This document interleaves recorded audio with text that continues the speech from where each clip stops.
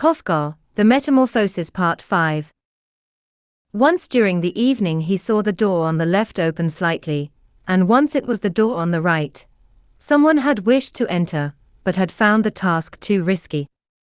Gregor resolved to stop by the dining room door and to entice the hesitant visitor, as best he might, or at least to see who it was.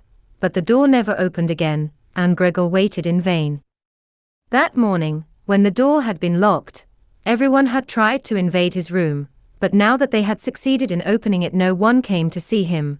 They had even locked his doors on the outside. Not till late was the light put out, and Gregor could guess that his parents and his sister had been waiting till then, for he heard them all go off on tiptoe. Now no one would come to him till the morning, and so he would have the necessary time to reflect on the ordering of his new life. But his great room, in which he was obliged to remain flat on his stomach on the floor, frightened him in a way that he could not understand, for he had lived in it for the past 5 years, and with a half-involuntary action of which he was a little ashamed, he hastily slid under the couch. He soon found that here his back was a little crushed and he could not raise his head. He only regretted that his body was too large to go entirely under the couch. He spent the whole night there, sometimes in a half-sleep from which the pangs of hunger would wake him with a start, sometimes ruminating on his misfortune and his vague hopes, always concluding that his duty was to remain docile and to try to make things bearable for his family, whatever unpleasantness the situation might impose upon them. Very early in the morning he had a chance to test the strength of his new resolutions. It was still almost dark. His sister, already half-dressed, opened the hall door and looked in curiously. She did not see Gregor at once, but when she perceived him under the sofa, heavens, he must be somewhere, he can't have flown away. She was overcome by an unmanageable terror, and rushed off, slamming the door. Then, repenting her gesture, she opened it again, and entered on tiptoe, as if it were the room of a stranger, or one seriously ill.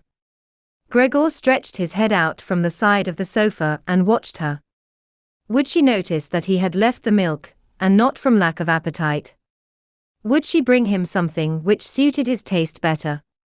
If she did not do so of her own accord, he would rather have died of hunger than draw her attention to these things, despite his overwhelming desire to rush out of his hiding place, to throw himself at his sister's feet, and to beg for something to eat. But suddenly the sister saw the full bowl in astonishment. A little milk had been spilled around it. Using a piece of paper, she took up the bowl without touching it and carried it off to the kitchen. Gregor waited anxiously to see what she would bring him in its place and racked his brains to guess. But he had never realized to what lengths his sister's kindness would go. In order to discover her brother's likes, she brought a whole choice of eatables spread on an old newspaper. There were half-rotted stumps of vegetables, the bones of yesterday's dinner covered with a thick white sauce, a few currants and raisins, some almonds, some cheese that Gregor, a few days before, had declared uneatable, a stale loaf, a piece of salted bread and butter, and another without salt. Besides this she brought back the bowl which had become so important to Gregor.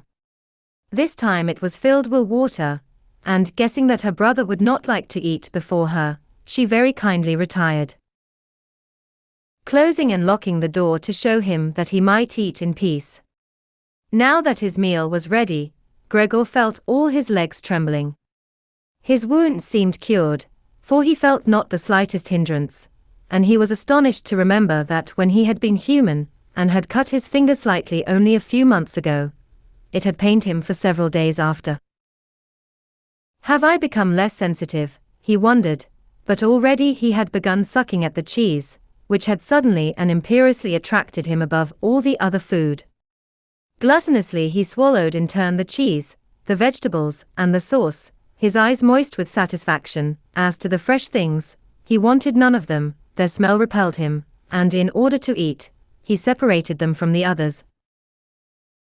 When he had finished and was idly making up his mind to return to his place, his sister slowly began to turn the key in the lock to give him the signal for retreat.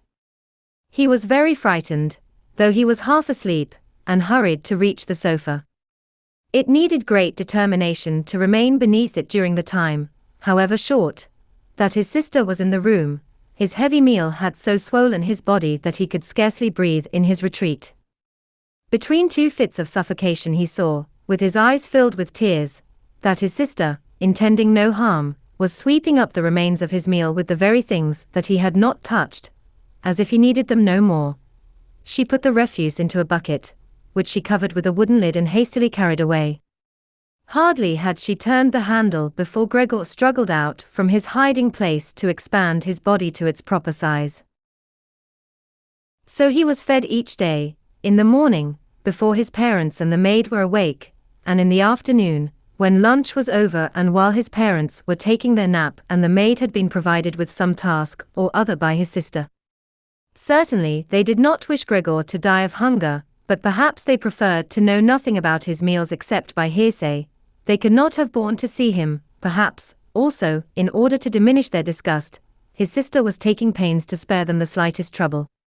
He must realize that they, too, had their share of misfortune.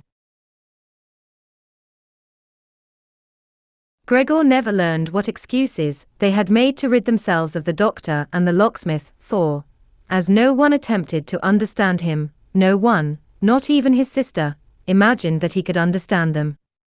He had to be content, when she came into his room, to listen to her invoking the saints between her sighs.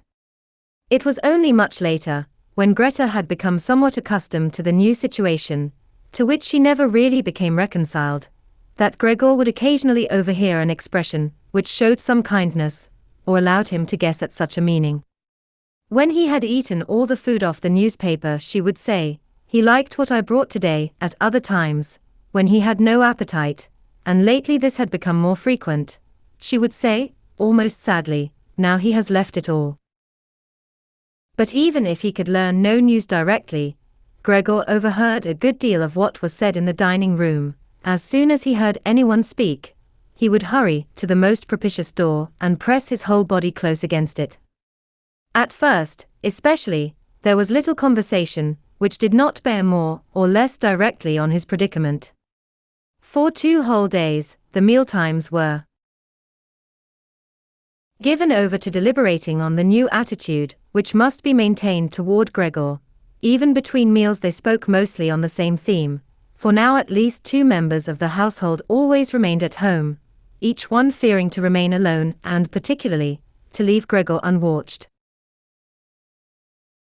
It was not very clear how much the maid knew of what had happened, but, on the very first day, she had fallen on her knees and begged his mother to let her go, and a quarter of an hour later, she had left the house in tearful gratitude, as if her release were the greatest evidence of the kindness she had met with in the house, and of her own accord she took a long and boring oath never to reveal the secret to anyone. Now his sister and his mother had to look after the cooking. This entailed little trouble, for the appetite of the Samsa family had gone. Occasionally Gregor would hear one member of the family vainly exhorting another to eat. The reply was always the same: "Thank you, I have had enough," or some such phrase. Perhaps, also, they did not drink. Often his sister would ask her father if he would like some beer. She would cheerfully offer to fetch it, or, faced with her father's silence, she would say, to remove any scruples on his part, that the landlady could go for it, but her father would always reply with a loud no, and nothing more would be said.